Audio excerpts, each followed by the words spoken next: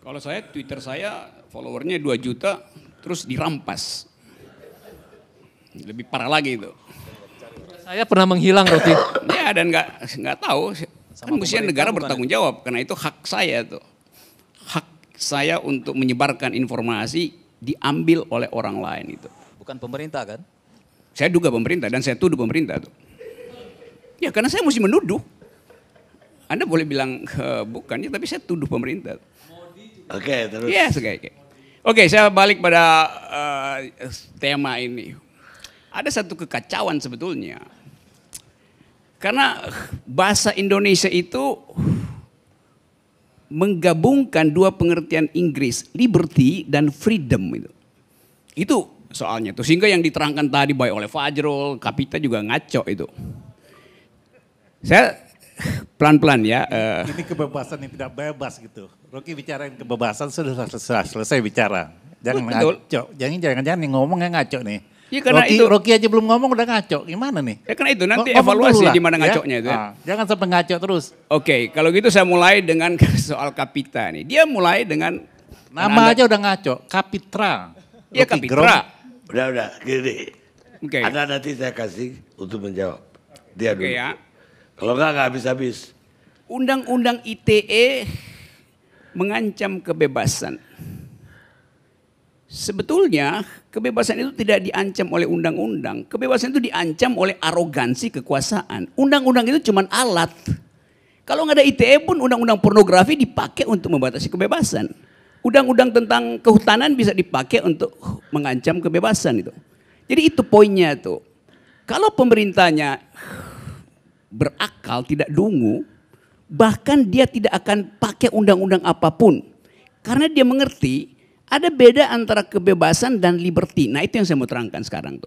Sebelum saya masuk ke situ, keterangan dulu buat saudara Kapitra. Kebebasan dan kewajiban itu tidak korelatif pada diri orang. Nah predikat itu yang Anda nggak mengerti itu. Kalau saya punya kebebasan, saya tidak punya kewajiban untuk membatalkan kebebasan itu. Akibatnya resultantenya nol. Saya punya kebebasan, tapi saya wajib untuk tidak mengucapkan kebebasan itu. Nggak ada gunanya pengertian kebebasan itu. Nanggap nggak poin itu? Lanjutkan, nanti saya balas. Oke, artinya. Saya jawab. Kenapa begitu? Karena kebebasan artinya fakultas di dalam diri saya untuk memutuskan itu. Itu dalilnya tuh. Jadi kalau saya memilih untuk memutuskan menghina orang dan memilih memutuskan memuji orang, dua-duanya adalah keputusan saya. Itu artinya saya bebas memutuskan. Kalau dibilang Anda tidak boleh menghina orang, maka saya hanya diwajibkan untuk memuji orang. Artinya saya nggak punya kebebasan. That's the philosophy itu.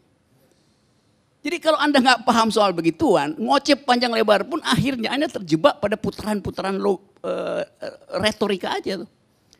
Nah kalau saya punya kebebasan, itu namanya saya manusia. Beda dengan benda gitu. Jadi speaker. Saudara Fajrul Rahman dia nggak punya kebebasan. Karena dia mengikatkan diri pada istana. Maka dia cuma boleh menjadi juru bicara. Dia nggak boleh, di luar yang dia pikirkan nggak boleh. Kecuali dia berhenti itu. Itu akibatnya. Kalau kebebasan itu mencari suaka pada kekuasaan. Maka dia akan didikte oleh kekuasaan itu.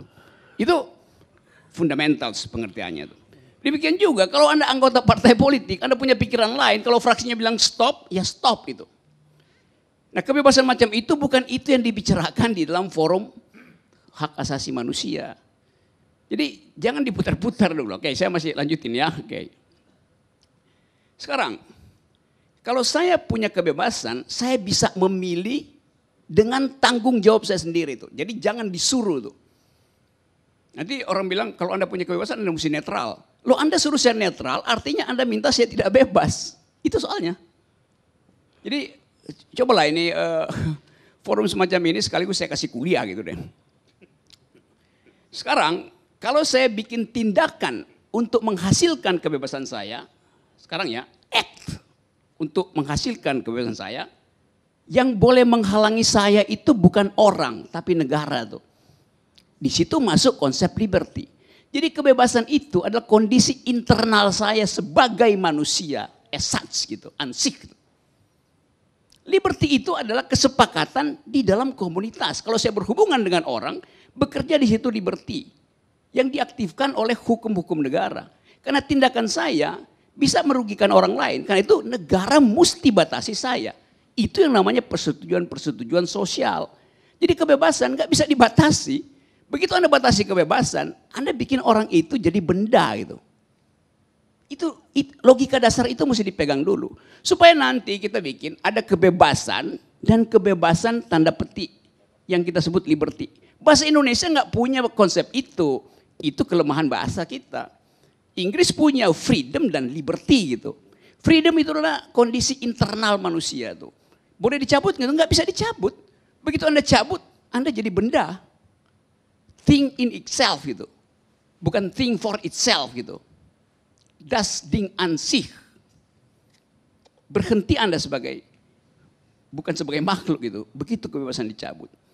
Jadi kalau siapa tadi yang ngomong bahwa itu tidak absolut. Absolut, kebebasan itu absolut. Kalau Anda bilang tidak absolut, Anda menurunkan diri Anda jadi benda gitu. Bukan jadi monyet, monyet masih punya kebebasan. Jadi batu itu. Karena menggeletak begitu aja tuh. Jadi status ontologi itu yang mesti dipahami. Kalau mau berdebat, mesti kuat konsepnya gitu. Satu tuh. Apa lagi ya? Coba ingatin. Satu-satu. Sekarang udah dapat ya poin? Udah hilang? Udah, kalau udah oke, udah. Saya cuma Referensinya mau udah ngajak, hilang. saya nggak oke. Biar saya jawab nih. Belum. Nanti salah lagi jawabnya, saya terangin lagi nanti itu. Dia masih. Nah, saya ingin membandingkan mana Oke, pemerintah yang dungu atau Rocky yang dungu. Coba, Nggak, saya tunggu dengar dulu. dulu. Saya Dia break. masih punya poin lain. Nanti Anda harus jawab lagi. Ayo. Oke, sekarang soal kritik pada presiden itu. Satu waktu saya bilang begini, presiden tidak paham Pancasila itu. Lalu saya dilaporkan ke polisi itu. Loh itu keputusan saya untuk mendeskripsikan pengetahuan presiden itu. Kalau saya bilang presiden paham Pancasila, saya pasti dipuji. Padahal dua-duanya adalah deskripsi, bukan evaluasi.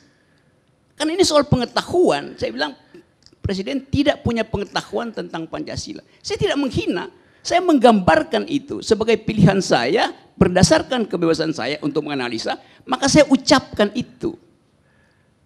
Jadi mengapa kalau saya mengucapkan yang disebut negatif, dilaporkan, kalau yang positif justru dipuji gitu. Padahal dua-duanya statusnya adalah ucapan.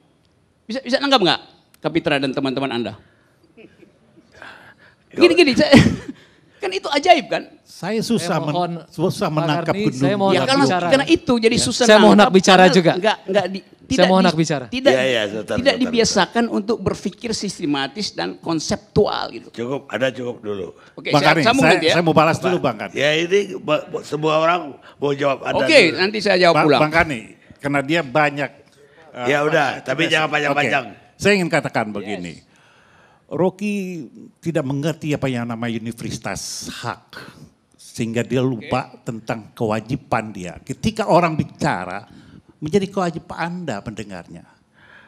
Ketika Anda lagi, ini saya mulai dari awal yang Anda katakan. Ya. Nah Anda bicara kebebasan, tapi Anda sebenarnya sedang mengeksplorasi kedunguan Anda sendiri, karena dengan keliaran berpikir. Dengan loncatan-loncatan yang justru tidak sistematis. Anda ingin memaksakan orang masuk ke dalam pikiran Anda dan orang ingin menjadi Anda. Itu yang tidak bebas sebenarnya. Itu yang menamai memonopoli kebenaran. Sementara ketika Anda punya hak, maka kita punya kewajiban menghargai pendapat Anda. Anda tidak dapat menghargai pendapat orang. Itulah Anda tidak mengenal universitas kebenaran. Ketika Anda kehilangan kebenaran, maka di depan mata Anda ini semua orang salah. Tidak ada kebenaran selain kebenaran absolut Anda. Anda menjadi Firaun sendiri, bahwa kebenaran menjadi milik Anda. Itu yang ingin saya katakan. Tidak ada universitas di dunia itu. Itu satu poin. Satu poin. Saya tambah dulu ya. Tunggu dulu. Saya terangkan dulu ya. Saya juga bisa menerangkan lebih dari Anda. Oke. Ya, Lanjutkan. Nah, bagaimana Anda Tapi nanti kasih tahu saya kapan berhenti supaya saya bisa terangkan itu. Bukan saya terangkan. Saya tunjukkan di mana Anda ingin merampas kebebasan saya sehingga atau Anda menjadi pemerintah yang harus saya melaporkan semua aktivitas saya. Saya kasih itu, nanti saya terangkan cara Anda menggunakan kata itu. Belum tentu kedunguan itu bisa saya pahami. Karena cara kita berpikir berbeda. Dan itulah perbedaan, dan itulah kebebasan masing-masing orang berbeda dalam melihat. Oke, sekarang giliran Pak Jul. Langsung sebenarnya saya hanya ingin membuat pernyataan saja. Yang pertama, saya pernah ada membaca satu buku menarik tentang kebebasan. Dia mengatakan kalau misalnya ada satu orang atau Rocky lah, tiba-tiba di sini berteriak, entah di dalam bioskop atau di ruangan ini, kebakaran, kebakaran, misalnya seperti itu ya. Akhirnya orang berlarian dalam satu konser atau dalam satu bioskop. Nah itu pengen tahu juga, itu kebebasan atau liberty? Itu kedunguan. Karena bukan itu konsep kebebasan, itu Bukan. kedunguan Anda tuh. Ini yang terjadi Rocky, jadi adalah upaya untuk seolah-olah, ini kan yang terjadi secara umum di dalam publik. Seolah-olah mereka mengatakan, ini yang kita perbincangkan sekarang realitanya adalah orang seakan-akan mengatakan bahwa saya boleh memperlakukan apa saja.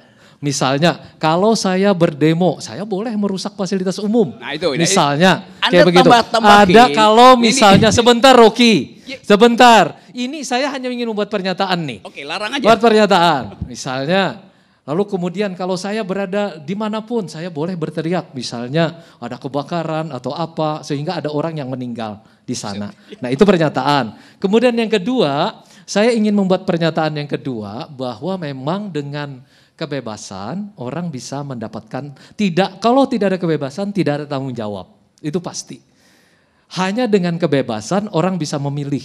Ketika dengan kebebasan orang bisa memilih, entah A, entah B, entah sampai Z, lalu dia bertanggung jawab. Kalau tidak ada kebebasan, orang tidak bisa dituntut apapun sebenarnya. Baik. Itu yang kedua. Yang ketiga, saya ingin mengatakan kenapa kritik itu menjadi penting di dalam ilmu dan juga dalam kehidupan.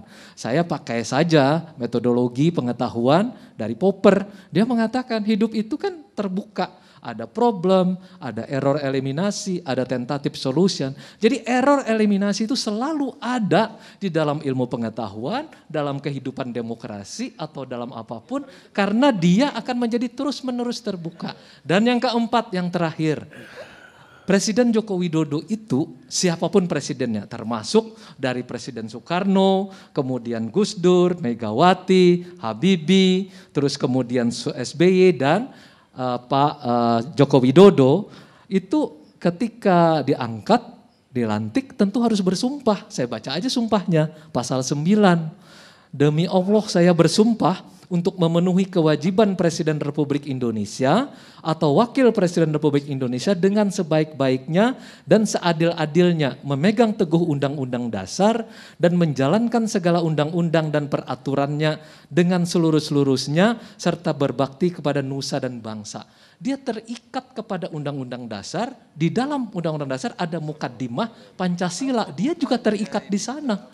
Jadi apapun yang dia kerjakan tidak akan bisa terlepas dari hal tersebut.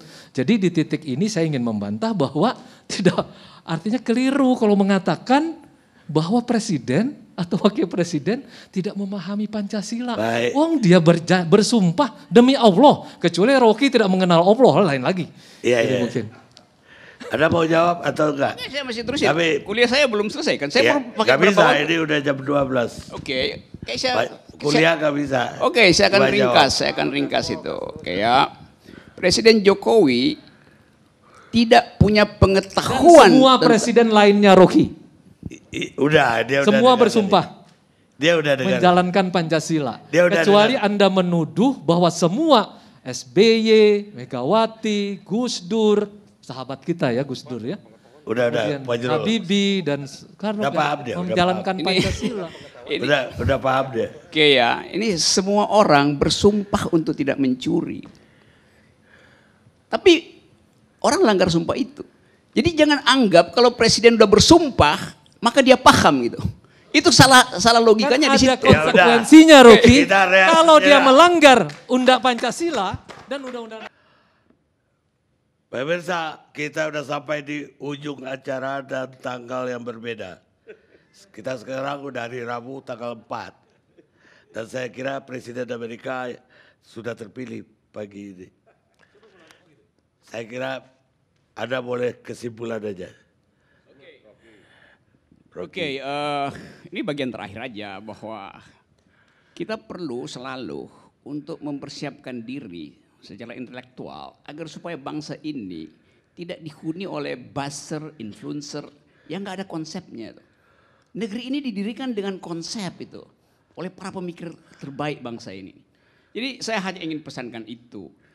Nah, soal kebebasan tadi, poin saya sebetulnya adalah jangan anggap bahwa Presiden Jokowi sedang membangun kebebasan. Karena seringkali kalian itu membandingkan Jokowi dengan Soeharto itu. Ya jelas saja Jokowi lebih bebas suasananya daripada Harto. Itu kan bukan perbandingan yang tepat.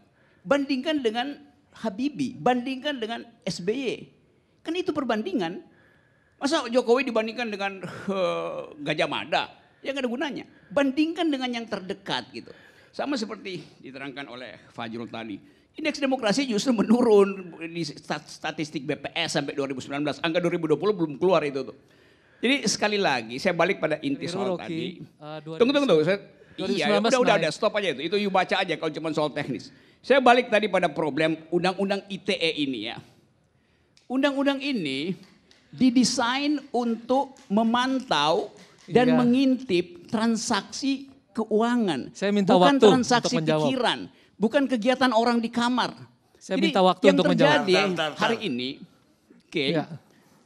nah SBY membuat undang-undang ini untuk menghasilkan transaksi yang masuk akal. Jadi menghalangi yang tidak masuk akal.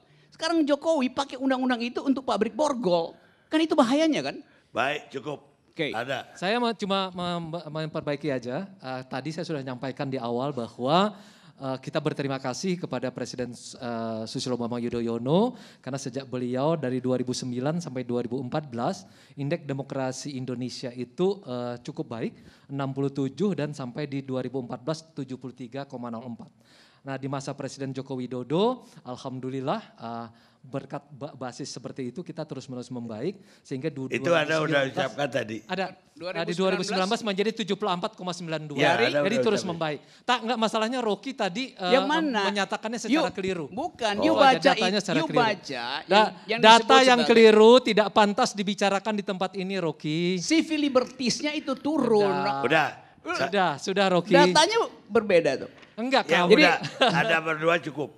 Bukan, dia pakai data absolut. Padahal yang kita bicarakan adalah civil liberties. Yang itu yang drop. Yang Anda sebut sebagai diskriminasi. Kamu tadi keliru memahami datanya. Yang Anda sebut sebagai diskriminasi itu diprovokasi oleh pemerintah dengan membuat diskriminasi antara yang Pancasilais dan yang tidak Pancasilais. Kamu ngotot pada data yang salah. Saya kira cukup. Oke. Pada data yang salah.